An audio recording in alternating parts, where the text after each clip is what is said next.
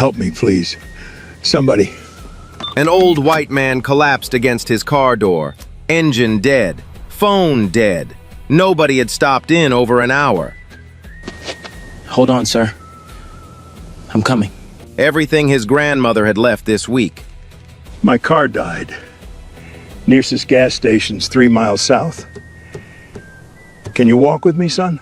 His hands were shaking. His left knee locked in a brace. Look at me. I can barely stand. Then I'll go. Stay here. You don't know me. You don't owe me a thing. You need gas. I got 2 legs. That's enough. He was already walking. Empty pockets. 6 miles of burning road for a stranger. He had no idea what that one decision would bring to his doorstep before sunrise. 24 hours earlier, Tyler Grant woke up the same way he always did, to the sound of his grandmother coughing in the kitchen. He lay still for a moment, stared at the ceiling where brown water stains spread like old maps. The bedroom was small, a twin mattress on the floor, a plastic crate for a nightstand. One shelf with 3 books he'd read so many times the spines had gone soft. He was 19. He should have been in college by now. He'd graduated from Jefferson High a year ago, 3rd in his class. His English teacher, Mrs. Patterson, had written him a recommendation letter so strong it made the guidance counselor cry. 3 schools accepted him. 3 acceptance letters still pinned to the fridge with a magnet shaped like a cross. He never went. The money wasn't there. It was never there. His mother left when he was 4. Packed a bag one Tuesday morning and didn't come back. No note, no phone call, nothing. His father was a name on a birth certificate and nothing else. Eleanor Grant raised him on cleaning wages and stubbornness.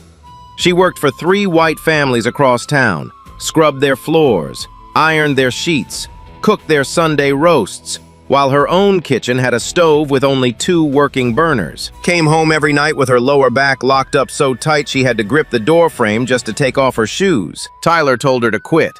She told him to mind his business, so he got a job. 2 jobs. He washed dishes at Sal's Diner from 6 in the morning until 2. Then he cut lawns around the neighborhood until dark. Every dollar went to the same place. Eleanor's prescriptions, the electric bill, the property tax that kept threatening to swallow their house whole. He never complained. Not once. Not when his hands cracked raw from the dish soap and bled into the sink water. Not when the riding mower broke and he had to push mow 3 acres in August heat, finishing after dark with mosquito bites up both arms. Not when the kids he graduated with posted college dorm photos online, move-in day selfies, dining hall trays piled with food he'd never tasted, roommates who became best friends overnight, and he was still sleeping on a mattress on the floor of the same room he'd slept in since he was 5. He'd scroll past those photos on the library computer during his lunch break at the diner, then close the browser and go back to scrubbing pots. Eleanor noticed. She always noticed. "You carry too much for a boy your age," she told him once, standing in the kitchen doorway with her coffee. "I'm not a boy anymore, Grandma." "No," she said quietly. "You're not, but you're still mine." She had a saying she repeated so often it had worn grooves into Tyler's brain. She said it when he brought groceries in for Mrs. Collins next door. She said it when he fixed the porch railing for Mr. Thompson without being asked. She said it when he walked a lost dog 6 blocks back to its owner in the pouring rain. You help people not because they'll pay you back. You help because that's who you are. Tyler heard it so many times it stopped sounding like advice. It sounded like breathing, like something he didn't choose, something that just was. That Saturday afternoon, Eleanor handed him $11 and asked him to walk to Dale's pharmacy 2 miles out. Her arthritis prescription was ready.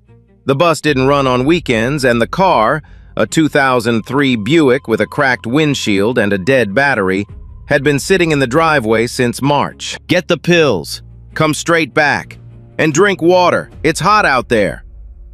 Tyler put the money in his front pocket, laced up his sneakers, the same Nikes he'd been gluing back together since junior year, and stepped out the front door. The sun hit him like a wall. He didn't know it yet, but he wasn't coming straight back. The walk to Dale's pharmacy took 40 minutes on a good day. This was not a good day. The thermometer outside the hardware store on Route 7 read 96 degrees Fahrenheit. Tyler saw it as he passed. 96 at 2 in the afternoon, and the air was so thick with humidity it felt like breathing through a wet towel. Heat rose off the asphalt in waves that made the road shimmer and bend. He kept his head down, one foot in front of the other. The road shoulder was all red clay and dead grass, no sidewalk for the last mile. Cars passed him every few minutes, some fast, some slow, and not one of them offered a ride. He didn't expect them to. He'd been walking this road his whole life. A black kid on the shoulder was just part of the scenery out here. Dale's was a small pharmacy wedged between a laundromat and a boarded-up barbershop. The pharmacist, a heavy man named Lou, knew Tyler by name. "Eleanor's prescription?" "Yes, sir." Lou handed him the white bag, $7.40. Tyler counted out the bills carefully, took his change, $3.60, and tucked it into his front pocket with the receipt. "How's she doing?" Lou asked. "She's good, same as always." That was the answer Tyler gave everyone. It was never true. Eleanor's arthritis was getting worse. Some mornings her fingers curled so tight she couldn't open the pill bottle herself. Tyler had to do it for her before he left for the diner. He'd pop the cap, shake out 2 tablets, and set them next to a glass of water on her nightstand. She never asked him to. He just did it.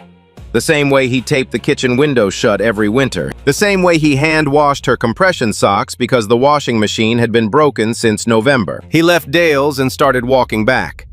Outside, the heat hit him again like walking into a wall of wet cotton. The sun hadn't moved. The heat hadn't broken. If anything, it had gotten worse. The kind of heat that makes the pavement soft under your shoes and turns parked cars into ovens. The plastic pharmacy bag swung from his wrist and stuck to his skin with sweat. He wished he'd bought 2 water bottles instead of 1, but 1 was all he could justify when every dollar had a name and a destination. He was halfway home, maybe a mile out, when he saw the car. A dark green sedan, older model, pulled over on the shoulder with the hood up. The driver's door was open and a man sat sideways in the seat with his feet on the gravel, his head tilted back against the headrest. A knee brace was visible on his left leg, the straps pulled tight over swollen skin. White hair, white skin, dressed in khakis and a wrinkled button-down that had soaked through with sweat. He looked 75, maybe older.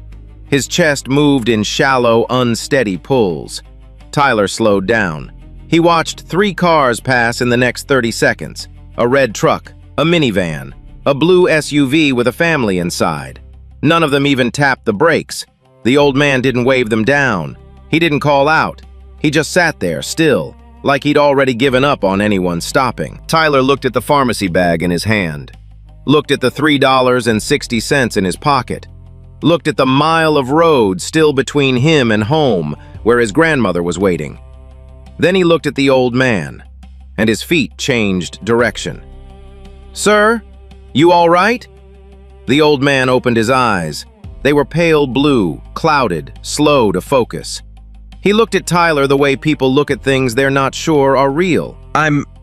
Yes, I think." He swallowed hard. His lips were white at the edges. "Car ran out of gas. Must have been, I don't know, hour? Maybe more." Tyler set the pharmacy bag down on the gravel and stepped closer. The heat coming off the sedan's hood was like standing near an open stove.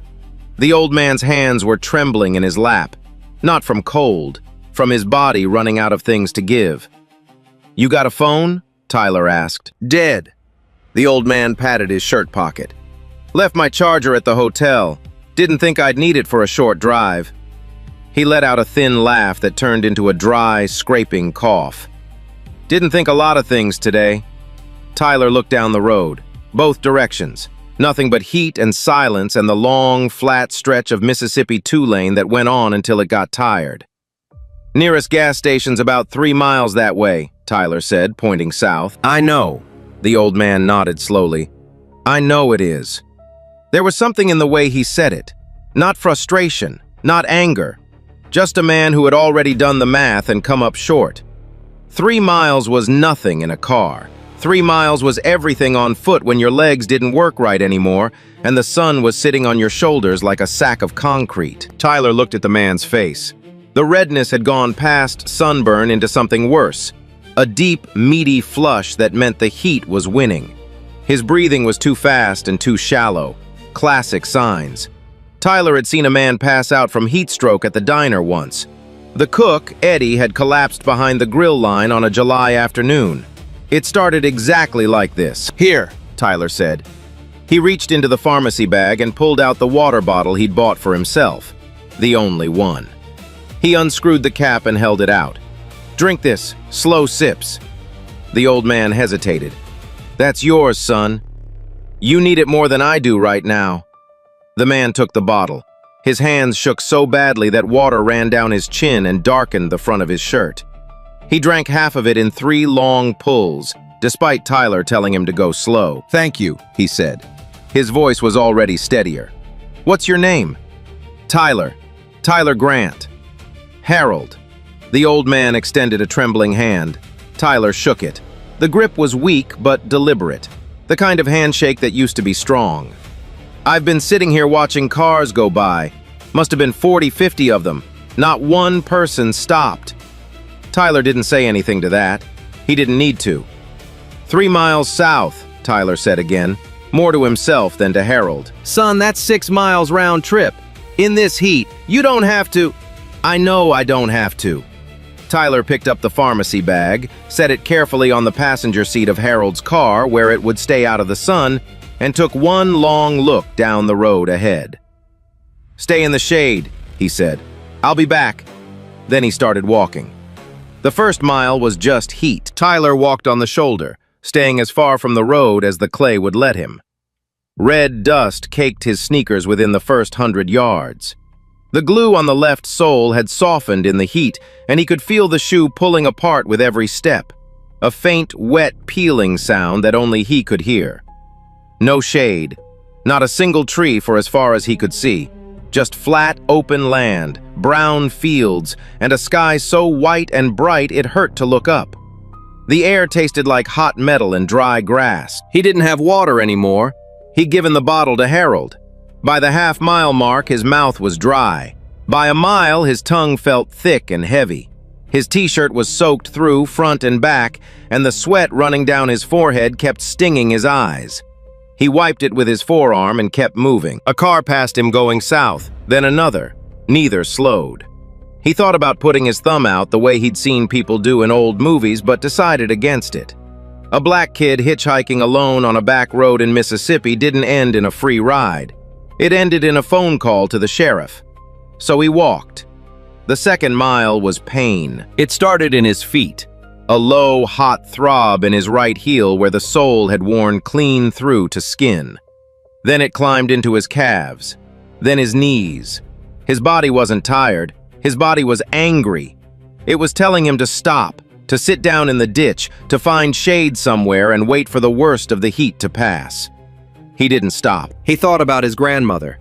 She walked to 3 different houses every weekday and cleaned them top to bottom on a back that hadn't worked right in 10 years.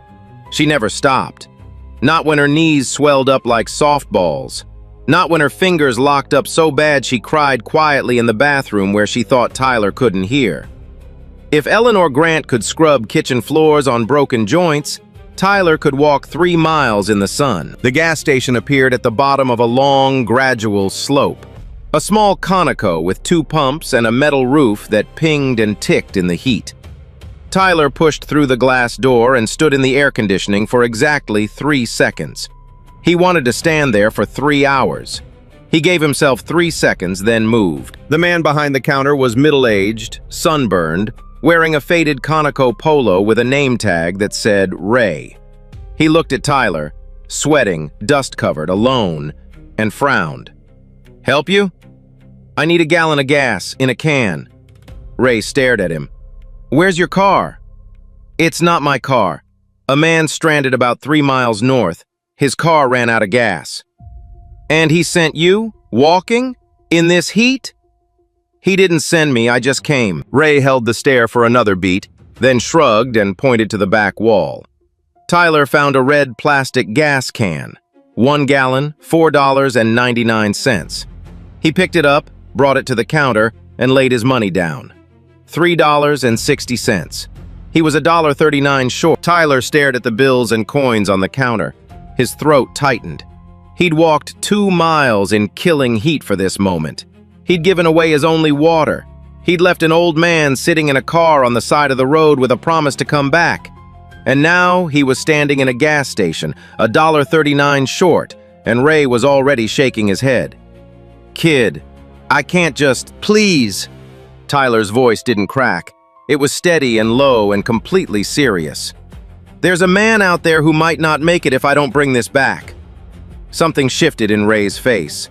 He looked at Tyler, really looked, at the dust ground into his shoes, the sweat soaking through his shirt, the pharmacy receipt still poking out of his pocket like proof of the life this kid was living.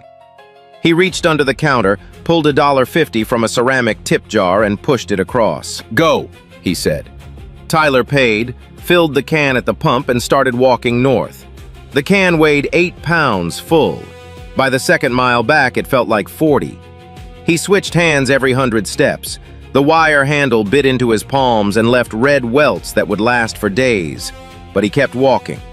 His vision blurred twice. Both times he stopped, closed his eyes, counted to 5, and started again. The road stretched ahead like a ribbon of fire, shimmering and endless. He thought about turning around. The thought lasted about 2 seconds. Then he saw Harold's face in his mind. Those pale blue eyes, the cracked lips, the way he'd said, "You came back," as if he'd already given up believing anyone would.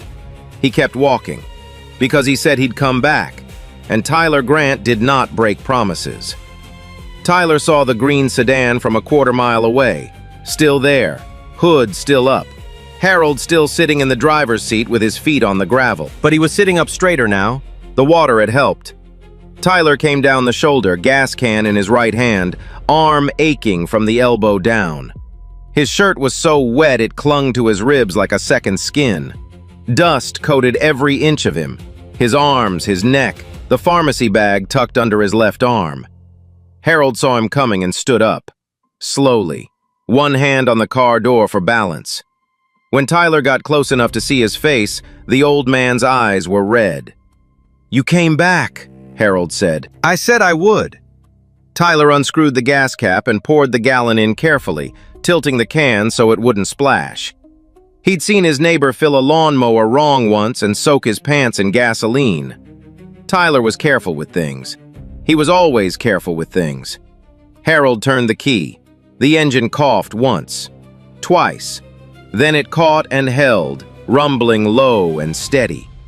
Harold let out a breath like he'd been holding it for 2 hours. "Son." Harold reached into his back pocket and pulled out a leather wallet. It was thick and worn soft at the edges. He opened it and held out a $100 bill. "Take this, please." Tyler looked at the money. $100. That was a week and a half at the diner. That was 3 months of cutting lawns. That was Eleanor's prescriptions for the next 6 weeks. He shook his head. "I didn't do it for money, sir." "I know you didn't. That's exactly why I want you to have it. My grandmother says you don't help people because they'll pay you back. You help because it's the right thing." Harold stared at him. The $100 bill was still in his hand, held out between them like a bridge neither of them would cross. After a long moment, he folded it back into his wallet. "Your grandmother," Harold said quietly. "She sounds like a remarkable woman." "She is. What's her name?" "Eleanor. Eleanor Grant." Harold pulled a small leather notebook from the glove compartment. Tyler watched him write something down, carefully, deliberately, the way people write things they intend to remember. "Tyler Grant," Harold said, reading it back. "And you live where?" Tyler hesitated. His grandmother had taught him not to give his address to strangers, but there was something about this man, something in the way he'd said, remarkable, like he meant it in a way most people don't mean anything. "Maple Drive," Tyler said. "The blue house at the end, with the tin roof." Harold nodded and closed the notebook. He extended his hand again. This time the grip was firmer, steadier. "Thank you, Tyler." "Yes, sir. You be safe driving." Harold got in the car, pulled the door shut, and rolled down the window. He looked at Tyler one more time, a long, quiet look that Tyler wouldn't understand until the next morning. "You be safe walking home," Harold said. Then he drove away. Tyler watched the green sedan until it disappeared around the bend. Then he picked up the empty gas can and started walking the last mile home. The sun was low now. His shadow stretched out long in front of him, reaching the house before he did. He got home at 6:45. The sky was turning purple at the edges, and the first fireflies were blinking in the tall grass beside the porch. Eleanor was in the kitchen. Black beans and rice, the Saturday meal. It was the Saturday meal because it was cheap and it stretched. Tyler could smell it from the porch. That smell, cumin, garlic, the sweet steam of rice, was the smell of his entire childhood. "You're late," she said without turning around. She was stirring the pot with a wooden spoon, her left hand pressed flat against her lower back. "I know. I'm sorry." He set the pharmacy bag on the counter. She glanced at it, then at him, took in the dust, the sweat stains, the red welts on his palms from the gas can handle. "What happened to you?" "A man was stuck on the road. Car ran out of gas. I walked to the Conoco and brought some back for him." Eleanor stopped stirring. She turned and looked at Tyler the way she looked at things that mattered. "How far?" "About 3 miles each way." "In this heat?" "Yes, ma'am." She didn't say anything for a while. She just looked at him, at her grandson, 19 years old, standing in her kitchen covered in red dust, hands torn up from carrying a gas can 6 miles for a man he didn't know. "How much did the gas cost?" Tyler paused. "The can was $4.99. I was short. The cashier covered the difference." Eleanor looked at the pharmacy receipt on the counter, did the math. The $11 she'd given him, $7.40 for the prescription, the rest gone to gas for a stranger. He'd come home with nothing. She didn't scold him. She didn't lecture. She set the spoon down, crossed the kitchen, and put both hands on his face. Her fingers were stiff from arthritis but warm from the stove. She held his face the way she'd held it when he was 5 years old and scared of thunderstorms. "Your granddaddy would have done the exact same thing," she said. They ate dinner at the small table by the window. Black beans and rice. Tyler had 2 plates. Eleanor watched him eat and said nothing more about the man on the road. Some things didn't need more words. He did his dishes, took a shower, cold water because the water heater was acting up again, stood under the stream and watched red Mississippi dust swirl down the drain between his feet. His palms stung where the wire handle had dug in. His right heel throbbed where the sneaker sole had worn through. His calves ached in a way that would be worse tomorrow. He lay down on the mattress and was asleep in 4 minutes. He had no idea what was coming in the morning. The limousine turned onto Maple Drive at 7:12 on a Sunday morning. It came from the east end of the street where the pavement was smoother and the houses had driveways that actually fit a car. By the time it reached the middle of the block, where the driveways turned to gravel and the fences leaned, it had already drawn every eye on the street. Mrs. Jenkins was outside in her housecoat, dragging a garden hose toward her flower bed. She stopped mid-step and stood there with her mouth half open, water pooling around her slippers. Mr. Thompson was on his porch with a cup of coffee. He set it down on the railing and didn't pick it up again for 20 minutes. 3 kids on bicycles stopped dead in the middle of the road and watched the car roll past like a parade float that had taken a very wrong turn. Nobody on Maple Drive had ever seen a limousine in person. Not here, not on a street where the streetlights hadn't worked in 2 years and the nearest grocery store was a 40-minute walk. A limousine on Maple Drive was like a whale in a swimming pool. It didn't make sense. It didn't belong. And yet here it was, black and gleaming, moving slow and deliberate, like it was looking for something specific. It stopped in front of the blue house with the tin roof. Eleanor was already awake. She heard the engine outside, too quiet and too smooth for anything that belonged on this street, and looked through the front window. A driver stepped out. Black suit, white shirt, black tie. He checked a piece of paper in his hand and started up the 3 wooden steps to the porch. Eleanor's heart dropped into her stomach. She opened the door before he knocked. Her eyes went from the driver to the limousine to the street full of neighbors standing frozen in their yards. "Ma'am," the driver said, "I'm looking for Tyler Grant." "Why?" The word came out sharp, protective. The voice of a woman who had raised a black boy in a world that didn't always treat black boys gently. "What did he do?" "Nothing wrong, ma'am." The driver produced a cream-colored envelope, heavy stock, a name embossed in gold on the seal. "Mr. Harold Whitmore would like to invite your grandson to his home this morning.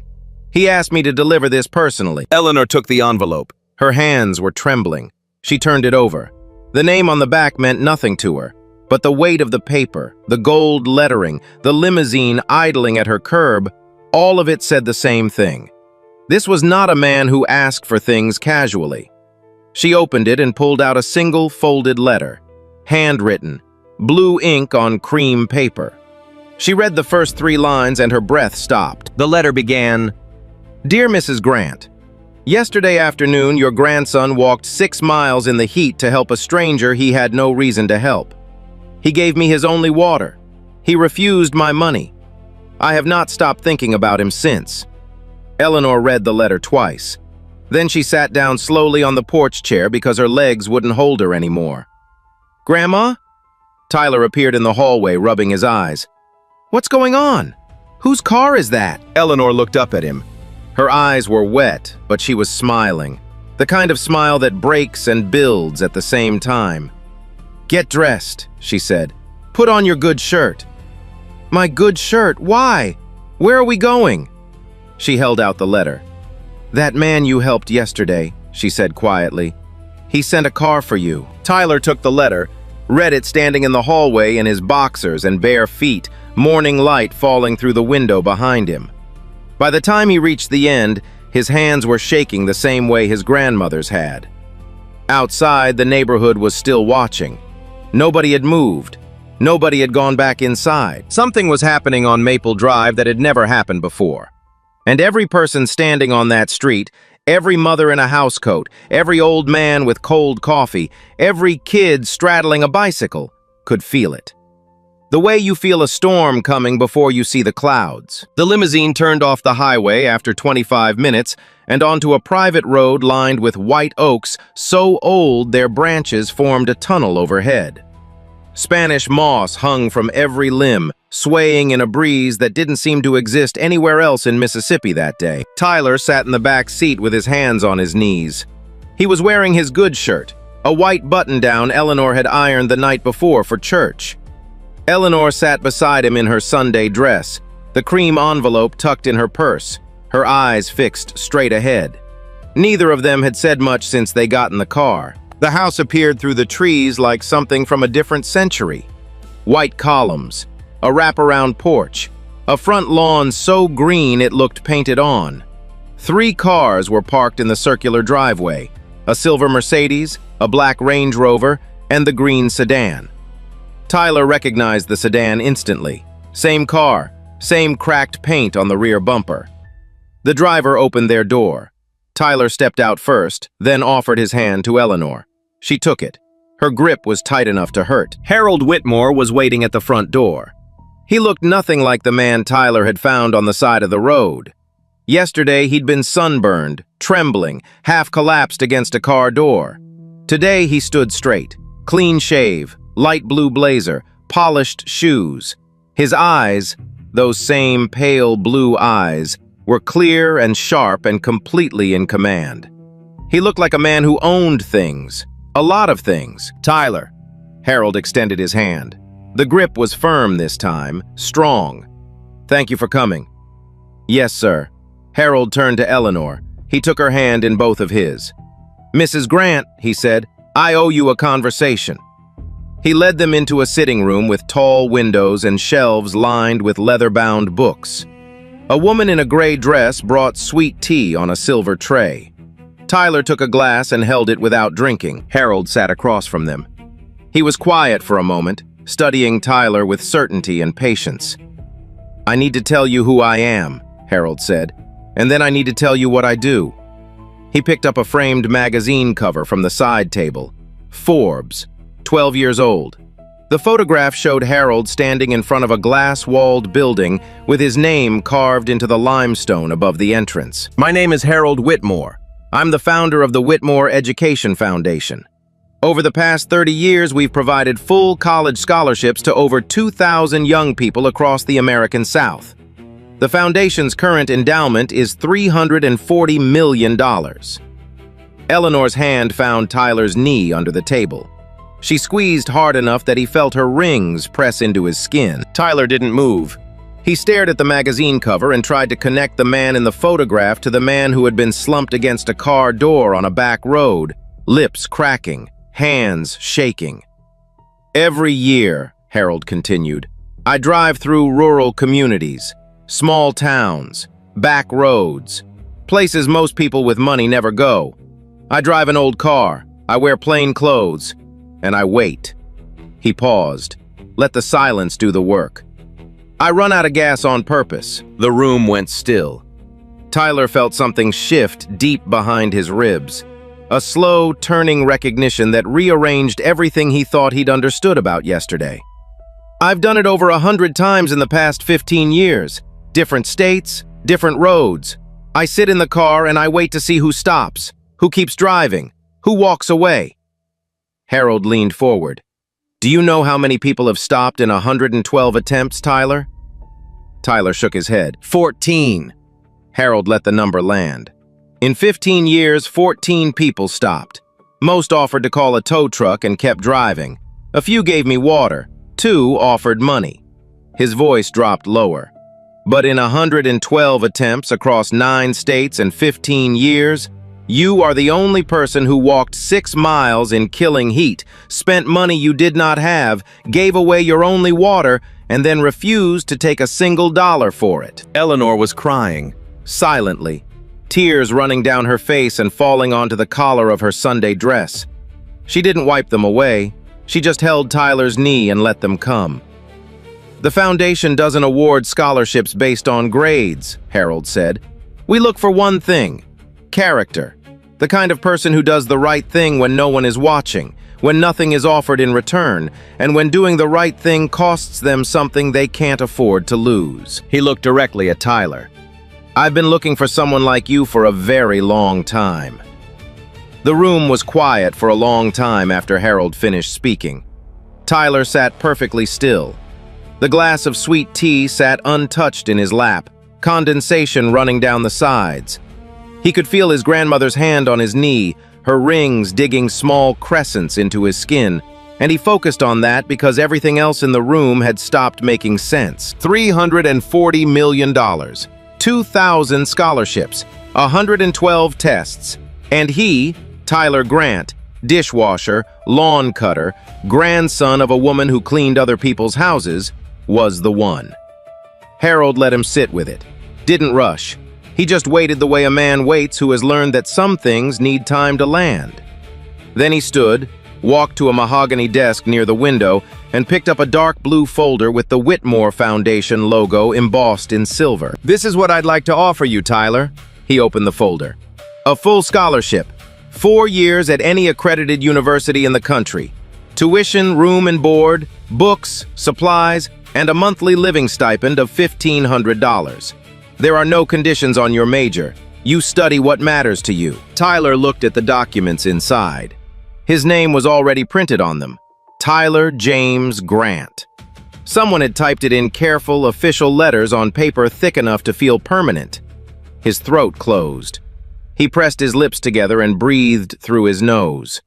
He would not cry in this room. He would not cry in front of this man. He would... Eleanor broke first. A sound came out of her, not a sob, not a word, something in between, and she pressed both hands over her mouth. Her shoulders shook. Tyler reached over and put his arm around her, and that was when he lost it too. Quietly.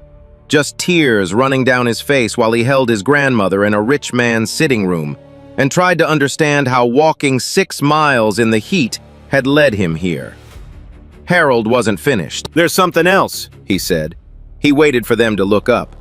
"Yesterday, when you told me your address, I drove through your neighborhood.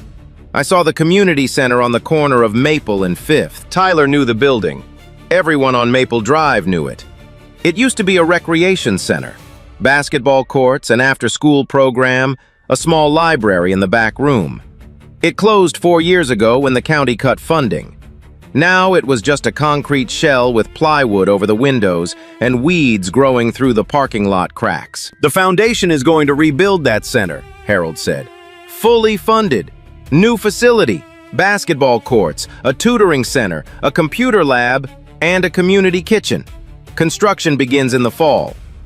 Eleanor made that sound again. Tyler couldn't speak at all. "It won't carry my name," Harold said. "It will carry hers." He looked at Eleanor. "The Eleanor Grant Community Center. Because a neighborhood that raises a young man like Tyler deserves to be remembered for what it got right." Eleanor's hands were trembling so badly that Tyler had to hold them still. She looked at Harold through wet eyes and tried to speak 3 times before the words came out. You don't have to do that," she whispered. "Mrs. Grant." Harold's voice was gentle but firm. "Your grandson walked 6 miles for a stranger. He gave away his water and his money and asked for nothing. He learned that from someone. That someone is you. This is the least I can do." Tyler looked at his grandmother, at the woman who had raised him on $11 weeks and black beans and rice, who had cleaned 3 houses a day on a back that screamed every time she bent down, who had taught him, without ever making a speech about it, that kindness was not a transaction. He looked at the scholarship papers with his name on them. He looked at Harold Whitmore, the man he'd found dying on the side of the road, sitting across from him in a blazer and polished shoes, offering to change everything. "I didn't help you for this," Tyler said. His voice was thick, raw. "You know that, right?" Harold smiled, the first real smile Tyler had seen from him. "That," Harold said, "is exactly why you're getting it." Tyler looked down at the folder in his lap, at the name printed on the scholarship documents, at the architectural rendering of a community center that would carry his grandmother's name on its front wall in letters big enough to read from the street. He thought about the 3 acceptance letters on the fridge, the ones he'd looked at every morning for a year, eating cereal, telling himself it was fine, telling himself some people just don't get to go, telling himself that wanting it too much was a waste of energy better spent washing dishes. He looked up at Harold. "When do I start?" he asked. Harold's smile widened. "Whenever you're ready." The driver took them home an hour later. Same limousine, same route. Tyler sat in the back with the blue folder on his lap and his grandmother's head resting on his shoulder. She'd fallen asleep somewhere around mile 10, exhaustion and emotion pulling her under like a tide. When the limo turned onto Maple Drive, the neighbors were still outside. Every single one. Standing in their yards, sitting on their porches, waiting. Tyler stepped out. The sun was high and warm, the same sun that had tried to break him yesterday. He walked up the 3 porch steps, opened the front door, and stood in the hallway of the blue house with the tin roof. The same hallway, the same cracked floor, the same water-stained ceiling.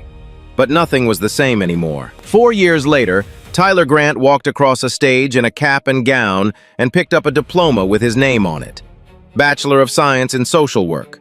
Dean's List. Full honors. The first person in his family to graduate from college. Eleanor was in the 3rd row. She clapped so hard her arthritis flared for 2 days afterward. She didn't care. She told the woman sitting next to her, a complete stranger, "That's my grandson," 4 separate times, and the woman congratulated her every single time like she was hearing it for the first. The acceptance letters that had hung on the fridge for 5 years were gone now. In their place was a photograph. Tyler in his cap and gown, standing in front of the university library, smiling so wide it looked like his face couldn't hold it. Eleanor had framed it in a $2 frame from the dollar store, and every person who walked into her kitchen saw it before they saw anything else. Tyler moved back to Maple Drive after graduation. People asked him why. Full degree, honors. He could have gone anywhere.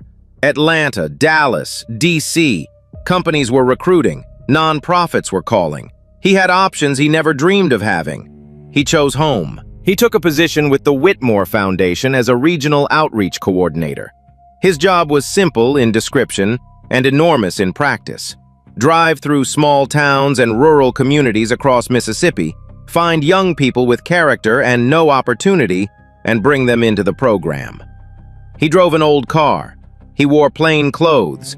And sometimes on the long back roads between towns, he thought about Harold. Harold Whitmore was 79 now. His health was slower than it used to be, but his mind was still sharp, and his eyes still went bright whenever Tyler called. They spoke every Sunday. Harold always asked the same question. "Found anyone yet?" Most weeks Tyler said not yet, but some weeks, the good weeks, he said yes. The Eleanor Grant Community Center opened on a Saturday in October, 14 months after construction began. Tyler cut the ribbon. Eleanor stood beside him, leaning on a cane she swore she didn't need, wearing the same Sunday dress she'd worn to Harold's house the morning everything changed. The center had basketball courts, a tutoring lab with 12 computers donated by the foundation, a community kitchen that served hot meals 3 nights a week, and a small library in the back room with a hand-painted sign above the door that read, "You help because that's who you are." Tyler had painted the sign himself. On Friday evenings, he volunteered at the center, tutored kids in math, shot hoops with the teenagers, sat with the quiet ones who didn't want to talk and just let them be quiet next to someone who understood. Sometimes, after the center closed for the night, Tyler would stand alone in the library. He'd look at the sign above the door, his grandmother's words in his handwriting on a wall built by a man who ran out of gas on purpose. And he'd think about that afternoon on the road, about a green sedan, about 3 miles of burning highway, about $1.39 he didn't have and a gas station cashier who covered it anyway, about how the smallest decision on the worst day can open a door you didn't know existed. He never told them his story. He didn't need to. The building told it for him.